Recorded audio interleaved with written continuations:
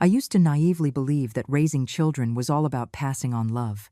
But at this age, I've come to realize that sometimes raising children is largely about preparing for the day you have to defend yourself against their schemes. That thought lodged itself in my chest like the tip of a needle, dull, but persistent. My daughter-in-law, Chloe, didn't call or text. She simply brought her parents from their small town and moved them directly into what used to be my primary bedroom. She smiled radiantly as if it were a blessing for everyone and stated it as casually as announcing the weather. "Mom, you'll be moving to the guest room. My parents are getting older, and their joints aren't great. The primary bedroom gets better light. It's healthier for them." I just stood there, in the middle of the living room, feeling like a trespasser in a house I had paid for. The afternoon sun poured through the floor-to-ceiling windows, soft and golden, but it did nothing to thaw the chill rising in my chest. I looked at the bedroom that was once my sanctuary. The door was flung open, the room cluttered with unfamiliar suitcases and loud, mismatched sheets. Then my eyes fell on the so-called guest room furniture piled in corners, and my late husband's favorite wicker chair jammed against the wall, teetering as if it were about to collapse. My heart sank, piece by piece. I felt like there was no room for me in this house, neither physically nor emotionally. I didn't scream. I didn't cry. Because I knew better. Arguing with someone like Chloe was pointless. As for Daniel, my son, who followed his wife's lead in everything, confronting him would only humiliate him, and that would be counterproductive. That afternoon, while the four of them slept soundly on the sofa, I quietly packed a small suitcase. They probably assumed I was just sulking, that I was going to stay with my sister Rosa for a few days, and that once I calmed down, I'd creep back to resume my role as their unpaid nanny and emergency ATM. How laughable. My name is Grace Monroe. I am 66 years old and a retired high school art teacher. I have spent my life teaching structure, boundaries, and respect. Do they really think I'm that easy to manipulate? They have vastly underestimated me. The first day I walked out of that house, I called my lawyer. What they don't know is that I have already started the process of selling it. My husband passed away from an illness a few years ago. Since then, it's just been Daniel and me. I could have lived alone, in peace and quiet, but I chose to move in with them, thinking I could help out, watch Lucas during the day, cook, keep the house running. I was the one who kept that home afloat. The days were exhausting, but on the surface we kept the peace. Chloe and I could still exchange polite words, but I always knew the harmony was a fragile illusion. Chloe was young, pretty, and sugar-coated her words. But every compliment she offered was laced with a subtle hint of what she could gain. She changed her purse with the season today Gucci, tomorrow Coach. She went to the hair salon more often than the grocery store, and most of the household expenses came from my and Daniel's paychecks. Chloe always acted respectful toward me, but the flicker of disdain in her eyes, barely there but sharp, was like a fine needle poking at my gut. At dinner, she'd smile and say, "Mom, the food is a little salty. We're all about low sodium and low fat now. It's healthier." Seconds later, she'd grab her phone and order Lucas a greasy bucket of fried chicken and fries. Sometimes she would pick up my reading glasses from the arm of the sofa, twirling them in her hand as if they were a fashion relic, and laugh, "Oh my God, these are so dated. I'll take you to buy something more modern one day." But, of course, that promise vanished as soon as it was made. I swallowed it all. I told myself to keep the peace. Daniel was caught in the middle, and I didn't want to make things harder for him. And besides, this 3-bedroom apartment we were living in, we bought it with the savings my husband and I had scraped together for decades. The title? It's in my name, Grace Monroe. When Daniel got married, I understood their financial situation. So, when they asked to move in, I agreed. The house was big enough, and I thought 3 generations living under one roof could be a blessing. We could help each other, share meals, and take care of Lucas together. I never charged them a single penny for rent. Most of the time, I even covered the utility bills with my retirement funds. I truly believed that all of this, my giving, my sacrifices, would earn me their gratitude, their respect. About a month ago, Chloe began talking about her parents in the most casual, almost offhand way. "Grace," she said one night, swirling her soup spoon, "my parents' house is falling apart. It's freezing in the winter, and as damp as a swamp in the summer. She didn't even look up as she added, "And my dad has rheumatism, poor thing. The dampness makes it worse. And the doctor's there? Don't even get me started." Then came the line, soft as cotton but with a heavy implication. I was thinking maybe they could come stay with us for a while. A change of scenery might do them some good. She said it like she was considering redecorating the living room. But a tightness seized my chest. This house only has 3 bedrooms. Daniel and I have one, and Lucas has his. Where did she plan on putting 2 more people? Different routines, clashing habits, 3 generations under one roof was already difficult enough. Adding 2 more adults with their own needs and rhythms? We would be tripping over each other daily. I tried to tread carefully. "Chloe, I understand your concern for your parents, I really do. But we're already pretty tight on space. Where would they sleep? They're used to a different lifestyle, and Lucas can be noisy. It might actually be harder for them here." She smiled, a tight little smirk, and dropped her eyes to her plate, chewing as if I hadn't said a word. I thought perhaps she had dropped the idea, and then that day arrived. I had just finished my creative writing class at the community college and stopped by the store for ingredients, intending to make a decent dinner for once. I opened the front door and froze. Piled in the entryway were massive travel bags. From the living room came voices, loud and unfamiliar laughter filling the space with a presence that wasn't mine. I slipped off my shoes and walked in. There, sprawled comfortably on my sofa, were 2 older strangers, sizing up the room as if they were shopping for it. The man had graying hair and weathered skin. The woman wore a faded floral dress and a look of cautious curiosity. It was them, Chloe's parents. I had only met them once, at Daniel's wedding. Chloe swept out of the primary bedroom the moment she heard the door open. Her smile was so wide it looked artificial, like she'd been rehearsing it. She looped her arm through mine, as cheerful as a Christmas hostess. "Gracie, you're home. Come, say hello, my parents are here. It's going to be so much fun having the whole family together under one roof." Then she added, as if it were an afterthought, laced with fake concern, "I've already moved your things to the guest room. I thought I'd let my parents have the primary. They're light sleepers, you know, and the main bedroom is quieter. And that big balcony, all that sun, it'll do them a world of good." This wasn't a conversation, it was a decree. I didn't even look at her. My eyes drifted past her to the now partially closed primary bedroom. I saw the edge of my old dresser, one I'd used for over a decade, now cluttered with unfamiliar trinkets and ornaments. The houseplants I had lovingly cultivated for 5 years, shoved into a corner. In their place, a tacky, lifeless plastic potted monstrosity. My old books, the family photo albums, the keepsakes my husband left behind, all unceremoniously dumped in the small guest room, like junk to be thrown in the attic, out of sight and out of mind. The space reeked of displacement.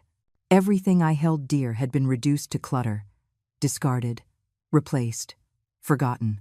Daniel stood behind Chloe, his gaze fixed everywhere but on me.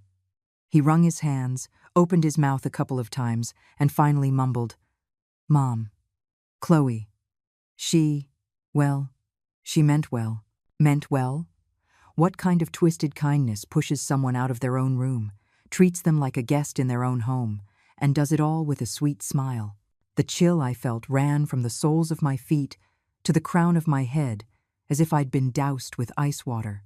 At the same time, a slow, searing anger began to build inside me, like a hot iron pressing into my gut. But I didn't explode. I inhaled slowly. Then I exhaled. "Stay calm, Grace." Arguing with Chloe? She would just turn around and cry to everyone about her mean, uncultured mother-in-law. Fighting with Daniel? He was already completely under her thumb.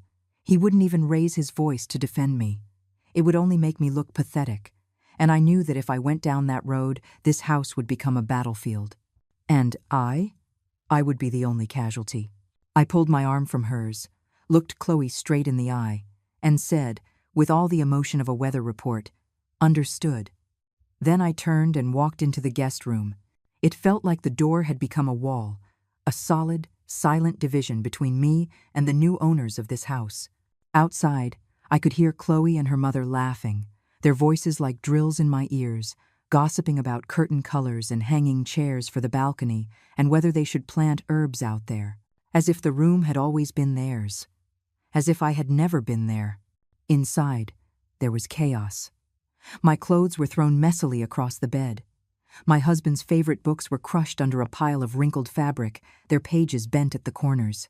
A picture frame lay face down on the floor, one corner of the glass shattered. In the photo, he and I were young again, standing in the spring sunlight, smiling with a warmth as spontaneous as the first flower of the season. My heart broke just like that glass, but silently. Daniel followed me in. He stood in the doorway like a scolded child, not knowing what to do with his hands. "Mom, please don't get the wrong idea. Chloe didn't mean any harm." His voice was shaky, low, almost apologetic. I didn't look at him. I just said quietly, "You don't have to explain. I understand." Of course, I understood. I saw everything. Chloe's calculated moves, her utter disregard for me, the owner of this house. And Daniel, my son, so cowardly, so passive, so unwilling to stand up for me. He didn't raise his voice. He didn't set a boundary. He didn't say the one sentence I needed to hear. The truly painful thing wasn't being kicked out of my room. It was knowing my own son stood by and let it happen. Something inside me went quiet in that moment. It froze over. It wasn't that I didn't know how to fight, how to stand my ground. I just didn't want to anymore. Because once your heart dies a little, so does the will to fight. The greatest distance in the world isn't death. It's when your own child stands in front of you and can't bring himself to say, "Mom, this is your home." That afternoon, Chloe took her parents out to explore the neighborhood and shop at Costco, beaming as if she'd won the lottery. Daniel didn't say where he was going, but I figured he'd gone to some coffee shop to avoid it all. I closed the door behind me and started packing. I didn't take much, just the essentials. My ID, important documents, some jewelry, and that photo from the broken frame. I wrapped it in a soft towel and tucked it carefully into the bottom of my bag. Clothes, toiletries, I left them. Let them have it all. After all, I had no idea what was coming next. I took out my phone and called my sister, Rosa. "Rosa, can I ask you a favor?" I kept my tone as light as I could manage. "Remember that cleaning service you mentioned a while back? Do you still have their number? I'd like to hire someone reliable for a deep clean at my old place in Oakland. I'm planning on moving back." There was a pause on the other end of the line, just a couple of seconds, before her voice came through, tinged with concern. "Grace, are you all right? Did Chloe say something again? Did you two fight?" "It's nothing major," I said, hedging. "I just want a quieter place for a bit." I said no more. Some things you don't share, not even with your own sister. Airing the family's dirty laundry only creates more worry. After hanging up, I immediately called the cleaning company and booked a full service for the next day. Once that was settled, I zipped up my old suitcase and walked quietly out of the bedroom. As I stepped into the living room, Chloe and her parents burst through the front door, all smiles, laden with bags of fruit and snacks from their shopping trip. Chloe stopped short when she saw me with the suitcase, but only for an instant before flashing her usual fake grin. "Grace? Going on a little trip? Are you staying with Rosa for a bit?" Her voice was sweet, but her eyes gave her away. There was a glimmer of triumph, the kind of smug satisfaction that said, "See? You're leaving, just as I planned." She thought I was sulking, that I needed a few days to cool off, and once I did, I'd sneak back, tail between my legs, ready to serve again. A misunderstanding, a few phony apologies, and everything would be back to the way it was me back in my corner, quiet and obedient. What a joke. I didn't even bother to look at her. I turned to the entryway and started changing my shoes. "Mom, are you really leaving?" Daniel's voice startled me. I hadn't even seen him come in. He rushed toward me, panic flashing across his face, a hand half extended. But Chloe shot him a subtle look, a silent warning. And just like that, he froze, paralyzed. His eyes darted back and forth like a man torn in two. In Chloe's gaze, I saw only contempt and certainty. "Where do you think you'll go? You have no money, no support. You'll come crawling back, and when you do, we'll decide what's left for you." I almost laughed. People like her never stop pushing. You give an inch, and they take the whole mile, until you're at the edge of a cliff with nowhere left to stand. There's no point in arguing with people like that. Logic won't change them. Only reality will. I didn't answer anyone. I didn't respond to her false concern. I opened the door and walked out, leaving just one sentence behind. "I'm going home. You can handle everything from here." And with that, I was gone.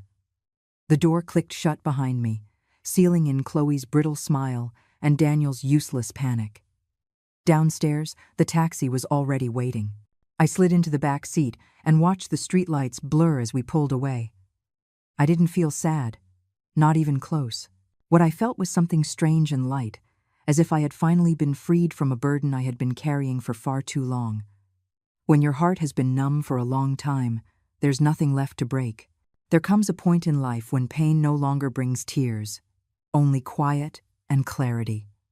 This wasn't an escape, it was an awakening. The house I was returning to was in an old neighborhood in West Oakland. It had been part of a housing subsidy back when I was still teaching, and I later bought the deed outright. It wasn't large, 2 bedrooms and 1 bath. But the location was good, the neighborhood was quiet, the neighbors were familiar faces, and most importantly, it was mine. Entirely mine. Sure, no one had lived there for years.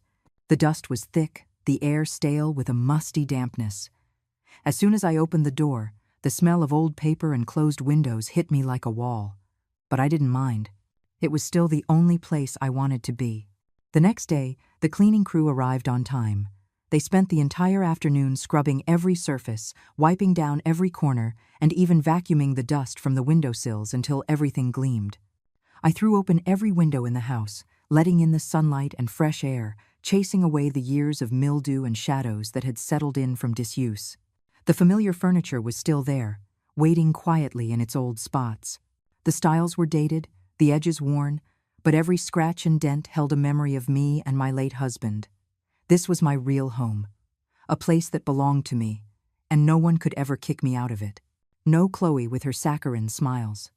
No meddling in-laws acting like royalty. No suffocating manipulation disguised as family care. I started putting the room back together, piece by piece.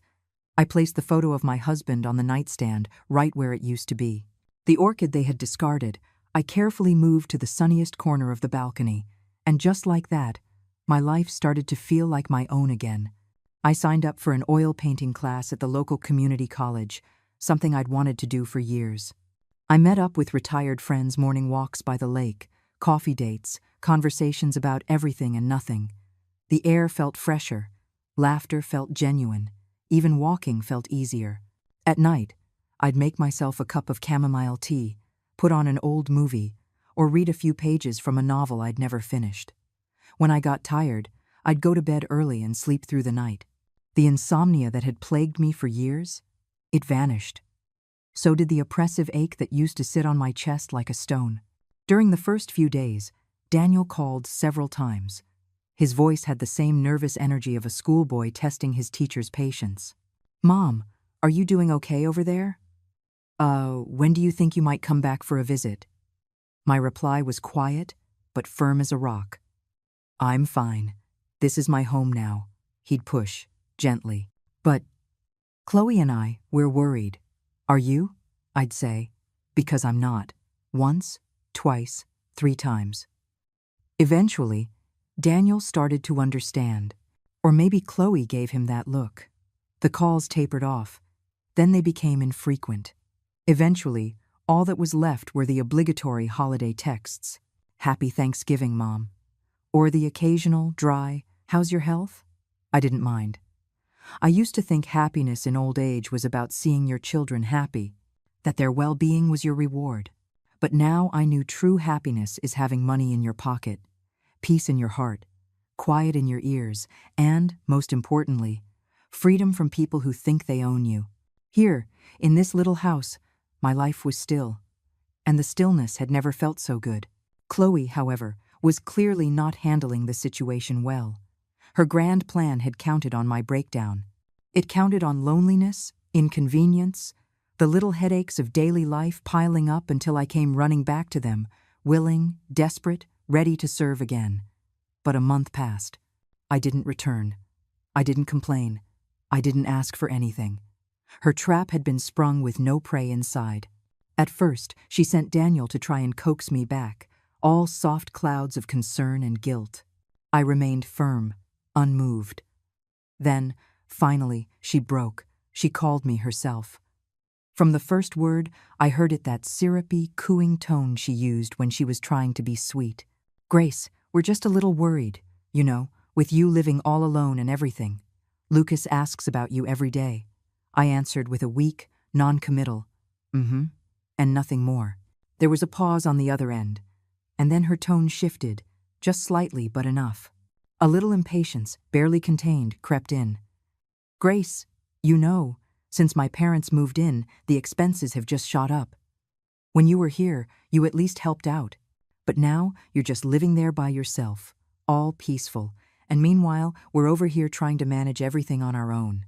There it was. The real reason for the call.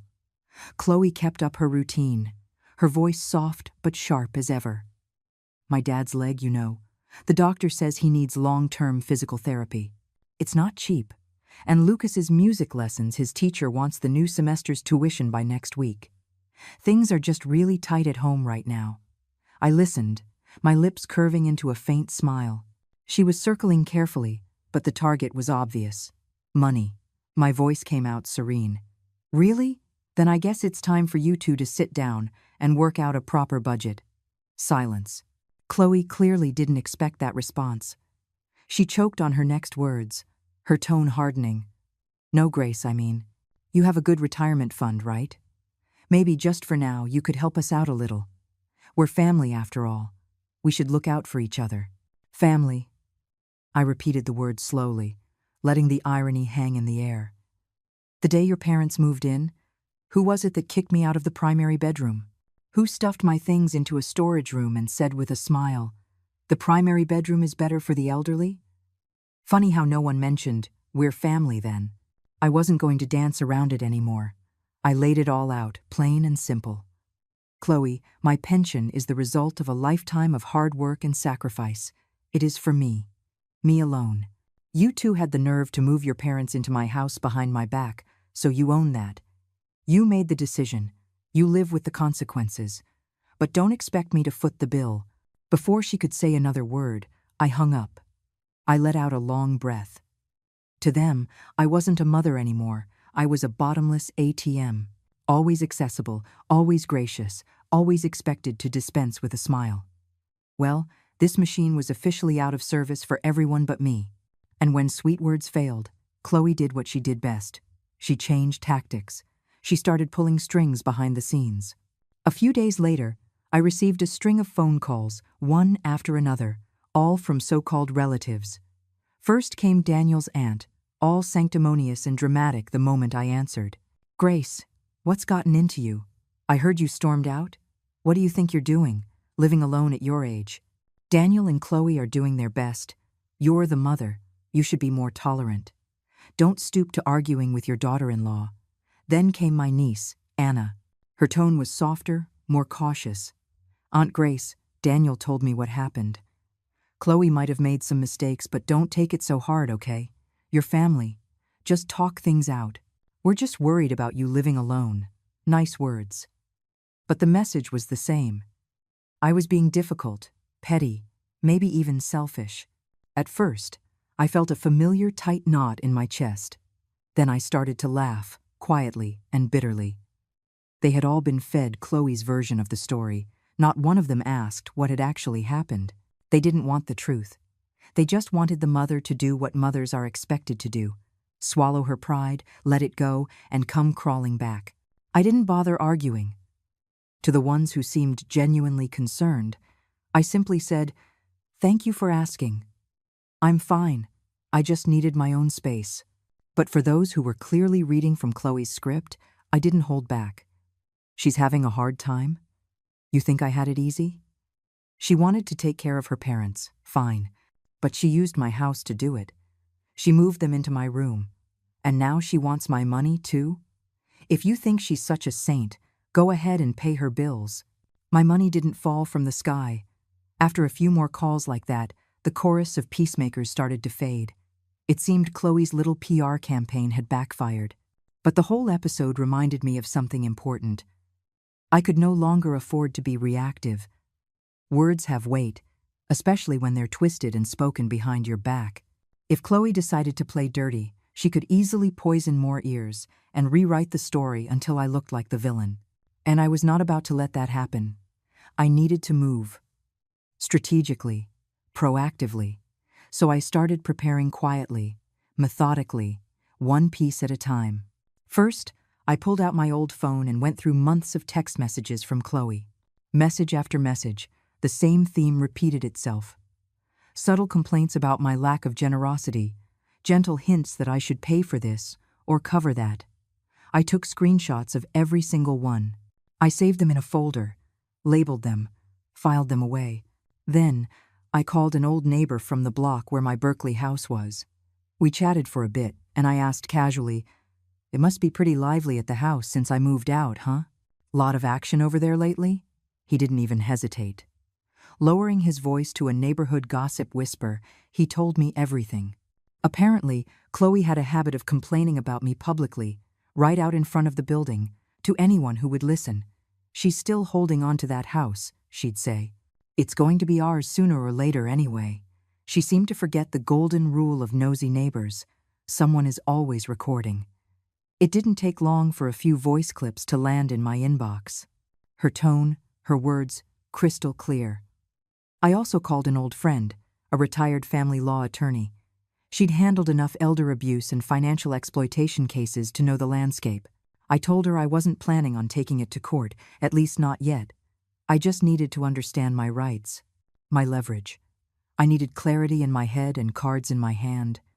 If they came for me again, if they tried to slander me, I would be ready. I was not some naive old woman who had never seen the world.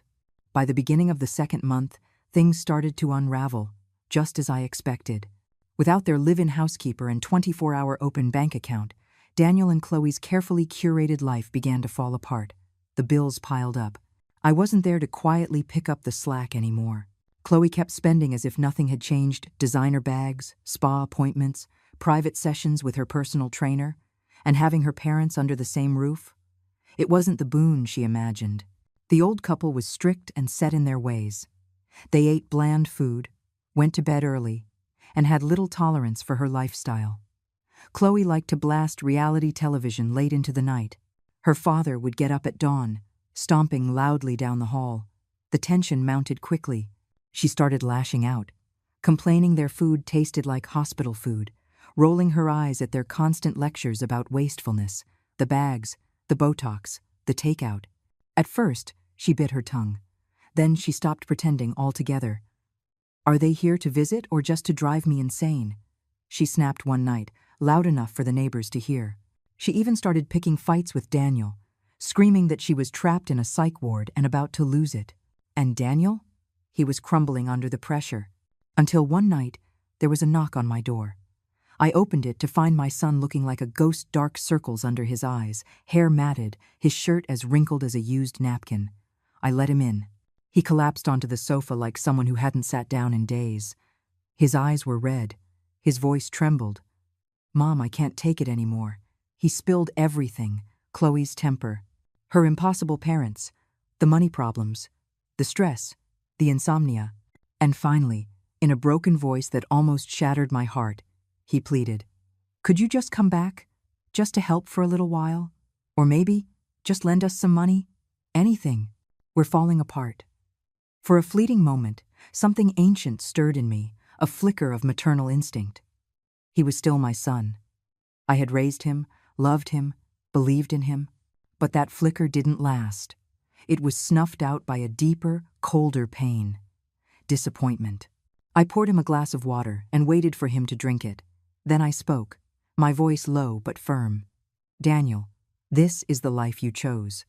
When your wife moved her parents into my house without asking, when she pushed me into the guest room as if I didn't matter if you had said one word, just one word to stop it, This wouldn't be happening now. You chose silence. You chose to give in. So now you can choose what to do with the consequences. I paused for a moment, letting my eyes rest on Daniel's frozen expression. Then I added, slowly but surely, as for the money, don't ever ask me again. Go home and tell your wife this. My money is for me and me alone. Don't expect another dime, not ever.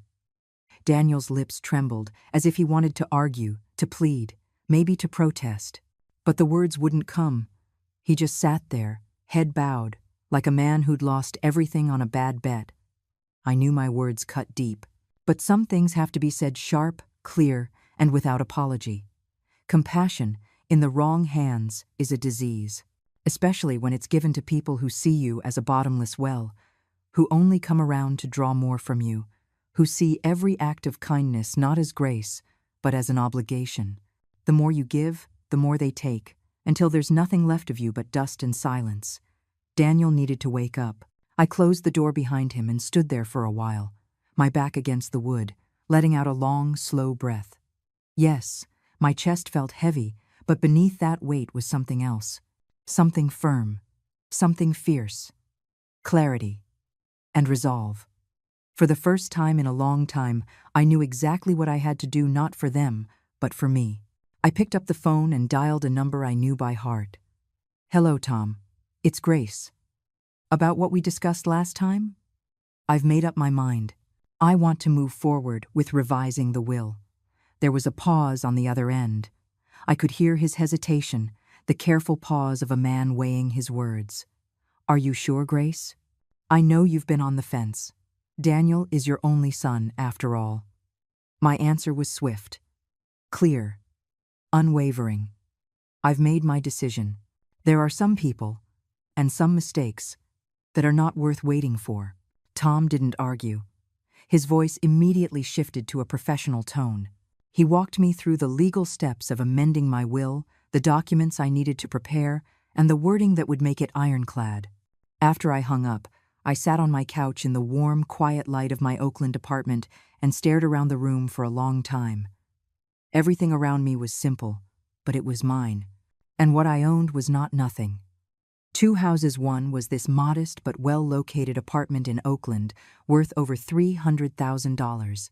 The other was the house where Daniel and Chloe were now living, in Berkeley, a larger property, with a market value close to $750,000. Add to that nearly $100,000 in savings, plus annuities and long-term investment accounts, the life savings of my late husband and me. Never, for a moment, did I think any of this would go to anyone else. Daniel was my only child. Who else would I leave it to? But now, everything had changed. Daniel's weakness, Chloe's greed, their disregard for me. Little by little, they had eroded the foundation of love and trust I had built over my entire life. To leave them all of this? I could already imagine how they would squander it: new cars, designer bags, the latest phones, and a lifestyle that always needed more, more, more. I could even picture the two of them turning on each other, fighting over who got what, how to divide the money. And me? After they inherited everything, they probably wouldn't even bother to buy a headstone. I would not let that happen. Not after everything I had lived through. Not after everything I had earned. The next morning I called Tom again. I have one more decision, I said. I want to sell the house in Berkeley. The one they're in. By noon, we were meeting in his office. He slid the listing agreement in front of me. I read it carefully and signed, letter by letter, with no tremor and no regret. Legally, you have the full authority to sell that property, Tom said, tucking the papers into a folder. They have no claim. You are the sole owner, and I will personally oversee every step of the transaction to ensure they cannot interfere. I nodded slowly, and for the first time in a long time, I felt it. Relief. The kind that settles deep in your chest like a stone finally coming to rest. That afternoon, Tom and I drove to the Berkeley property and went straight to the property management office.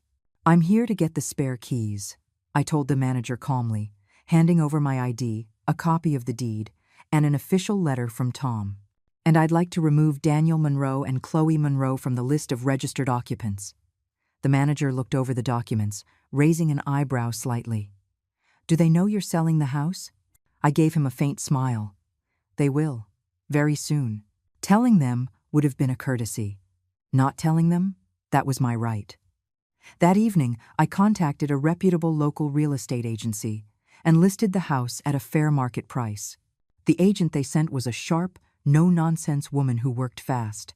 When she found out I was the sole owner with no mortgage or liens, she had the photos taken, the video tour shot, and the property listed within 48 hours.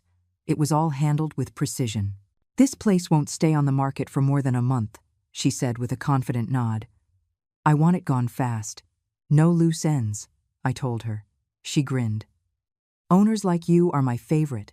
On the 9th day after the listing went live, the first showing was scheduled. It was a bright Saturday afternoon. The agent arrived with a young couple, eager first-time buyers, and they walked into the house I once poured my heart into. Chloe was home that day. At first, she just hovered near the hallway, watching with narrowed eyes. She probably assumed they were friends of the neighbors, just visiting. Until the agent raised her voice slightly in the kitchen, speaking in a cheerful tone. This property is in a prime location, no liens, owned outright, and the seller is motivated. It's an ideal starter home for a young family. Chloe's face fell. Who are you people? Who gave you permission to be here? She barked, rushing into the room and planting herself right in the middle of it. The agent, momentarily taken aback, recovered quickly. She produced the signed authorization letter and replied calmly, We are here on behalf of Mrs. Grace Monroe. She is the sole registered owner of this property. We have keys, and management has verified access. Chloe's voice went shrill. What the hell are you talking about? We live here. The couple looked stunned. The woman leaned into the agent and whispered, Is everything okay? But the agent was a seasoned pro, firm and steady. Everything is fine.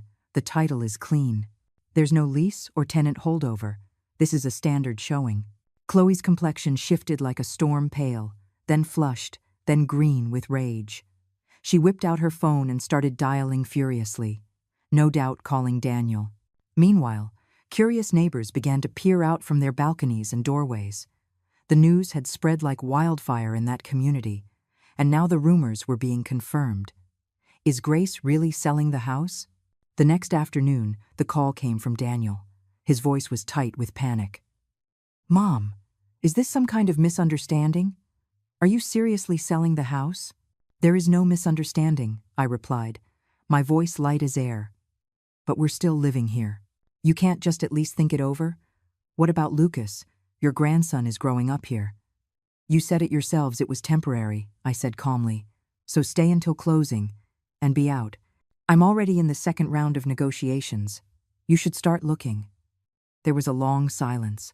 Then he mumbled, barely a whisper, Chloe's losing her mind. I didn't respond. He should have lost his a year ago. Not now. In the third week, the agent called. Grace, she said, we have a solid offer. Full asking, cash buyer, ready to close fast. Do you want to take it? Yes, I said without a moment's hesitation. The day the buyer came to sign, Chloe finally lost it. She was waiting at the neighborhood entrance, blocking the real estate agent and the young couple with tears streaming down her cheeks and panic in her voice. We've lived here for so long. How could you sell the house from under us? She even called the police, screaming about a malicious eviction. The officers showed up, checked the deed, and one of them gave a dry, emotionless response. This is private property. The registered owner has the legal right to sell. You are not tenants. You are not on the title. You will have to vacate. That's when her face finally crumbled. Daniel showed up shortly after, trying to pull her away. She shoved him and screamed, Where have you been this whole time? Your mother is throwing us out. I didn't show up. I had Tom deliver the official notice. It was short and to the point. This property has been sold. All non-titled occupants are required to vacate within 2 weeks. Failure to do so will result in legal action for a forcible eviction. This wasn't revenge. It was a consequence. They had pushed me out of the primary bedroom and into a corner. I was simply showing them the door. Chloe's drama had run for far too long. It was time for her to exit the stage. A week before closing, She still wasn't giving up.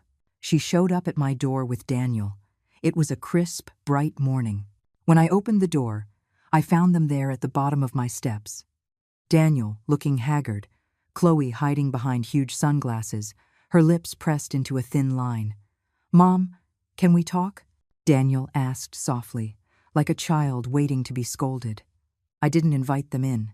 I stood in the doorway, my hand gripping the knob like a boundary I wouldn't let them cross. Chloe took off hair sunglasses, revealing red, swollen eyes. Her voice was tight and brittle. "Grace, we really have nowhere to go. We were wrong, okay? Just think about Lucas. He's used to this house. At least let him stay. We'll move out. Just let the boy stay where he feels safe." Her tone was pleading, her face the very picture of regret. She even managed to squeeze 2 fat tears down her cheeks, as if she were finally ready to repent. Maybe, months ago, that would have worked on me. Not anymore. "You're both adults," I said serenely. "Don't tell me you can't find a rental. This isn't about Lucas needing a home. This is about you not wanting to face the consequences." Chloe bit her lip, hard. The cracks in her performance were starting to show. "So you're really going to be this heartless?" she hissed. I looked her straight in the eye, my voice like glass. "Heartless?" I repeated. "Was it heartless when you moved your parents into my house and shoved me into the guest room without a word?" She said nothing. She just turned, silently, to Daniel. He swallowed hard. His voice was barely audible. "Mom, you used to say you just wanted us to be happy, to be together." I nodded. I did. "But right now, your together doesn't include me. What you're looking for isn't a mother, it's a backup plan, a housekeeper, an emergency fund, and I'm done playing those parts." I reached to my side and pulled out a sealed envelope. "This is the formal letter from Tom. The property sale is finalized. The title now belongs to the new owners. You have 5 days to vacate the property. Otherwise, the buyers will file for a forcible eviction." Daniel took the envelope and just stood there, stunned, as if he'd just been handed a verdict. Chloe's mask fell completely. "You're so cruel," she shrieked. "You just wait. When you're old and sick and all alone, we'll see who's there for you." I looked at her, calm and serene. I'd rather grow old alone than in a house full of family who treat me like an ATM until there's nothing left. I paused, then added one last note. "Don't worry, I won't need you. I've already made all my retirement plans." Chloe said nothing more. She just turned and slammed her car door, so hard the windows rattled. The engine roared to life, tires screeching like an angry child throwing a tantrum. Daniel got in the passenger seat. He didn't even look back. After that day, I received no more calls from Daniel. No more concerned but really scheming voicemails from Chloe. Just a short message from my real estate agent. "They've started packing, but it's clear they have nowhere to go. They're asking if you would consider postponing the handover." I replied with 2 words. "Absolutely not." On Friday morning, I got a call from the buyer's lawyer, confirming the moving company would arrive the next day. "If they do not vacate," he said flatly, "we will begin formal forcible detainer proceedings." I hung up and sat by my window for a while, watching the old sycamore tree sway gently in the wind. That tree had seen many seasons come and go. Now it was witnessing my final cleansing. By noon the next day, the neighborhood group chat lit up. Daniel's wife is outside yelling at the movers. "Oh my God, Grace finally sold the house. I told you, nobody just gives a house away like that." One neighbor even filmed a short clip and sent it to me. There was Chloe, stomping around on the curb in completely inappropriate heels, screaming at the movers. "Be careful with that box. It has my skincare. Don't touch that wardrobe." I said, "Don't touch it." Daniel was sitting, hunched against the wall, on the phone, looking pale and defeated, surrounded by half-packed boxes and scattered clothes. Lucas stood silently with a small dog in his lap, watching it all without a word. As for Chloe's parents, the same ones who had once settled so smugly into my primary bedroom, they were now huddled in the hallway, trying to tape up some old chairs. Their faces were tight, anxious. No one was helping them, because no one owed them anything. The word was they'd found a cramped, overpriced apartment without an elevator on the outskirts of town, no elevator and barely enough room to lie down. Their suburban exile. Lucas's extracurricular activities had to be canceled. After defaulting on their mortgage earlier in the month, they were already living on credit cards. Chloe and Daniel were fighting more and more. First, she blamed him for not stopping his mother. Then came the guilt. My parents did all this for us. And finally, the real venom. You said that house would eventually be ours. Daniel said nothing. Because when you know the truth but choose to ignore it again and again, there will come a day when your cowardice demands payment. Once it was all settled, I went to the lake by myself. The sun was warm. The breeze was gentle. A few ducks glided across the water as if nothing had happened. I sat on a bench, my fingers wrapped around a cup of hot coffee, my other hand resting on the edge of my scarf, an old one, a gift from my late husband, worn, but still warm. I never truly believed I could see all of this through, not because I didn't have the means, but because I never thought I'd find the strength. But once your heart hardens, you realize just how much you've been carrying, just to maintain a peace that wasn't even yours to begin with. Selling that house didn't give me peace. It gave me freedom. Tom had already helped me set up an ironclad trust, securing my living expenses, medical care, and long-term care. I even included a donation clause. A portion of my estate would go to a legal aid foundation for women in California each year, specifically to support those who are denied control of their own finances in marriage and family. I'm not here to rescue Daniel, and I won't waste my time trying to punish Chloe. I am here now to support the women who truly need it. Life in the community got better. I joined a few local activity groups. I made a friend, Lillian, another widow with a rescue cat named Daisy. We walk together often, and she always says, "I like the way you walk, like you've still got somewhere important to go." And I do. I've started traveling nothing extravagant, just train trips to small coastal towns. I bring my sketchbook, a paper umbrella, take pictures, and then buy myself a slice of cheesecake on the way home as a treat. I have never lived so simply, and never so fully. As for them, I haven't reached out. Sometimes Daniel sends a text. "Mom, we've moved. Lucas keeps asking when you'll come see him." And I reply, "I'll come visit him. I miss him too. Because I do still love my son. I still love my grandson. But we don't share the same life anymore. And that's okay. My world is quiet now, finally. Undeniably mine." That evening, I sat on the sofa and opened an old photo album. One picture caught my eye, a younger me, holding a newborn Daniel, smiling with a kind of pure, radiant hope. I smiled back at her. I gently tapped the page and whispered, "You did the best you could. It's okay to let go now." I pulled the blanket over my shoulders as the sunset spilled through the windows like a painting, and I thought, true happiness isn't about how many people sit beside you. It's when you finally stop shrinking yourself to keep the wrong ones close.